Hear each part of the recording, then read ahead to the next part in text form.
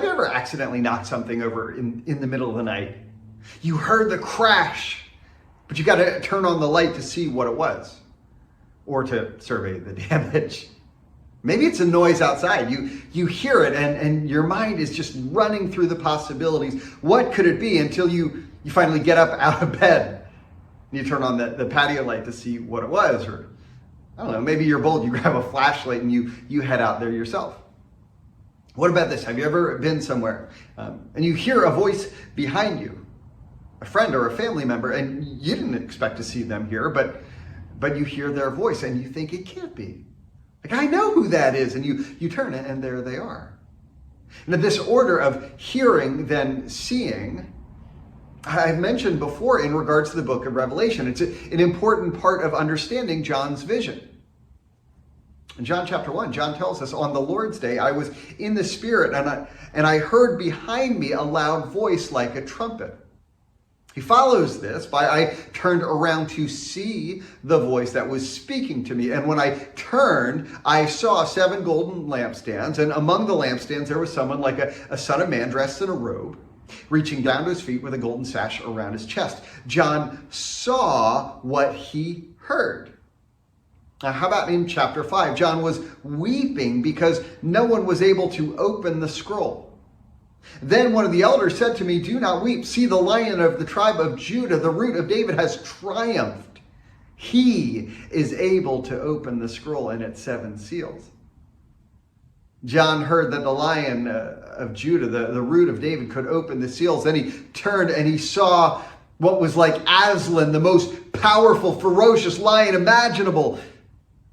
No, then I saw a lamb, John says, looking as if it had been slain, standing at the center of the throne, encircled by the 4 living creatures and the elders. The lamb had 7 horns and 7 eyes, which are the 7 spirits of God sent out into all the earth. He went and took the scroll from the right hand of him who sat on the throne. Now, again, John saw what he heard, but what he saw wasn't exactly what he heard, was it?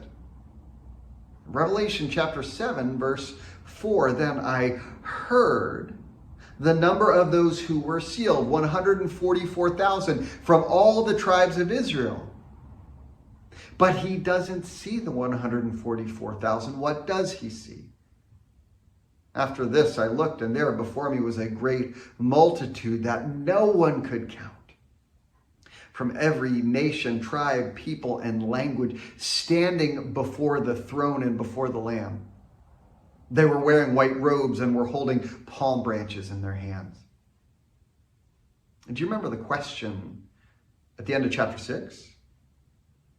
Speaking of kings and princes, generals, the rich and mighty, everyone else, both slave and free, hiding among the caves. It was said, for the great day of their wrath has come. And then the question, who can withstand it? Who can stand? And the answer to that is a great multitude that no one could count, from every nation, tribe, and tongue. Imagine for a moment that you're living in one of these 7 churches. Still a relatively small community, and you are facing intense persecution, but you're still sharing your faith. Someone recently shared that a coworker has expressed interest in learning more about this Messiah Jesus, but other than that, it's slow going. And then you get this letter from Pastor John. He's received a vision that one day there will be a great multitude that no one could count standing before the throne. Don't you think that would be an encouragement? That it might not seem like it now, but God's kingdom is moving. People are turning to him, placing their faith in him, and his seal upon them is a guarantee of an eternity with him. And maybe it's an encouragement for us today as well. It's slow going, isn't it? It feels that more and more people are turning away from Jesus than turning to him. Be encouraged by what John has seen, and the promise that one day we will be standing and singing amidst the multitude. God bless. Have a great week.